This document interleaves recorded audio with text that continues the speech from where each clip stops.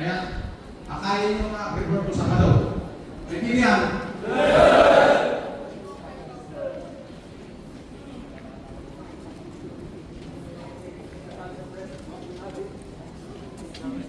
Dokyawi, Dokyawi, May Dokyawi. pagkabilang ko, natinig ba ako? Mukhang dahil alam niyong may exam, eh dumami na kayo, tama? Kasi bakit? Lagi kong sinasabi niyan, pag estudyante ko kayo, nagagalit ako lagi pag maingay kayo. Nagagalit ako lagi pag absent kayo. Lagi akong nagagalit kasi para sa inyo yan. Kung darating sa punto na hindi ko na kayo pinapagalitan, hindi ko na kayo pinapansin, yan yung ibig sabihin, hindi ko na kayo mahal. Hindi ko na kayo care.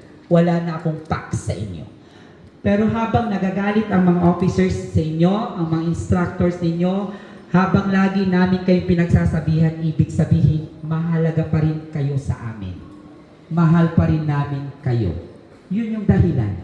Ganon din ang magulang. Pag lagi kayo pinapagalitan ng inyong mga magulang, ibig sabihin, they care for you. They love you. You are important to them. Pag dumating na ng araw na hindi na kayo pinapansin ng magulang nyo, uuwi kayo sa oras na gusto nyo, aalis kayo sa oras na gusto nyo, kakain kayo hindi, umuwi man na kayo hindi na kayo pinapansin, ibig sabihin, you are not existing to them. It doesn't matter. You do not matter to them.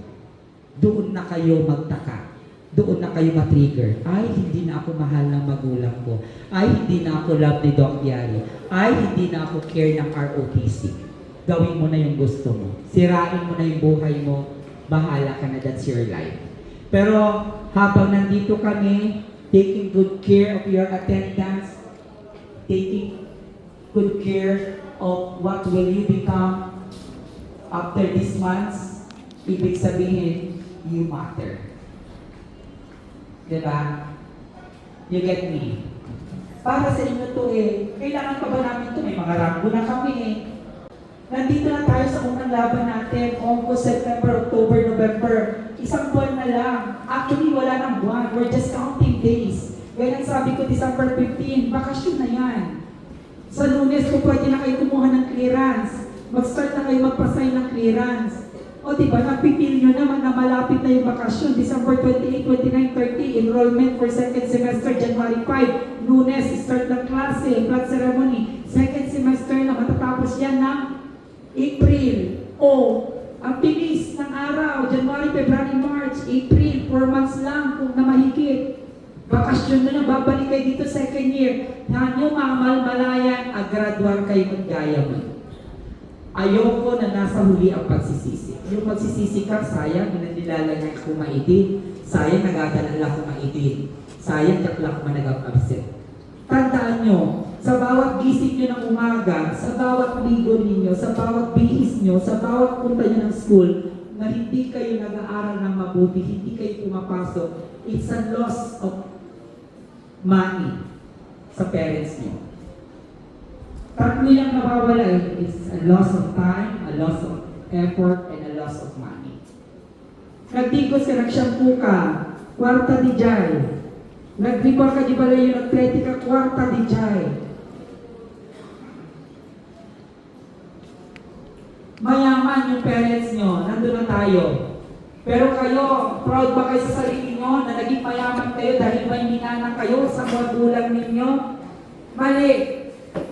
Hanggat kahit malang isang poste sa bahay nyo ay hindi nanggaling sa perang pinagpawisan ninyo, hindi galing sa pawis nyo, yung kinita mo para may patay yung poste na yan, ibig sabihin, hindi ka proud sa sarili mo. Yung mga minanang yaman, hindi mo yaman yun. Ang magiging yaman mo, pagdating ng araw na kapag-aral ka, nakapagpundar ka ng gamit, na magiging asset yan kasi nakalagay sa pangalan mo kasi dugot pawis ang pinungunan mo dyan. Doon ka proud. Maniwala kayo sa akin. So kanya orat gilugan ko, dugot pawis ko yan, pinungunan ko yan, di ko ninakaw yan. Sana maging ganun kayo ka-proud sa sarili ninyo. That every single centavo counts. Bawat bigay ng magulang nyo, kakarampot man yan, kulang man yan, minsan wala. Pagyamanin nyo yan. That's something to be grateful and to be thankful. Magkwenta na kayo ngayon ng nagastos ninyo. Yan the day after. It is always that education will always be your best investment that no one and nobody can grab it from you. Kung may pinag-aralan ka, pag-aagawan ka. Ayaw nyo yun, yung kayo yung pag-aagawan ng mga iba't ibang ahensya o company. Dapat ganun kayo.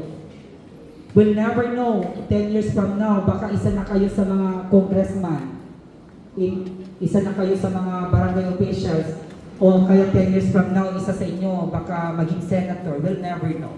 Pero paano natin i-realize and i-actualize yun kung di kayo mag-aaral?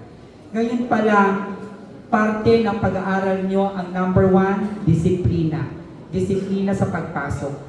ROTC ito, dito kayo uhubugin at lilinangin ng tamang disiplina para magkaroon ng magandang reputasyon, dignidad at integridad. Tama po ba?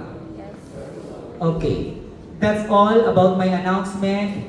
We have still other tactical instructors, especially si Sir Ablao, sila Sir Kuyo, to announce something for your good. Well, let's enjoy the rest of the day and keep moving. Keep chasing your dreams, okay? Have a nice day, everyone. Next time.